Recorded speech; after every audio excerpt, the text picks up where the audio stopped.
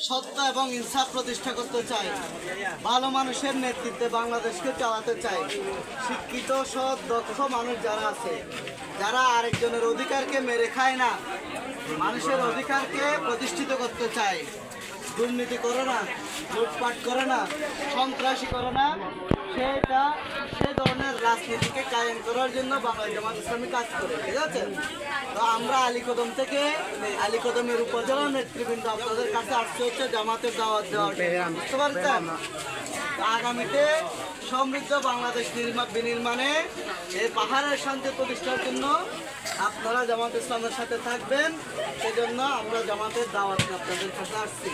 Advocate Abul Kalam সাহেব আপনাদের এখানে নির্বাচনী প্রচারণা নিয়ে আসবে, তখন আমরা আরও আসবো, সামনে আরও আসবো। তো আপনারা আমাদের সাথে থাকবেন তো ইনশাল্লাহ, আমাদের সাথে থাকবেন, জামাত ইসলামের সাথে থাকবেন।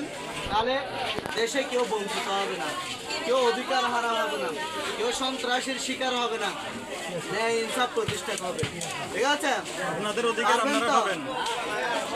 ভালো মানুষ যদি সমাজে নেতা হয় তাহলে ভালো না? ভালো। জামাত সেটাই চাই, যে এলাকায় সব থেকে ভালো থাকবে সেই কি হবে, এলাকার নেতা হবে।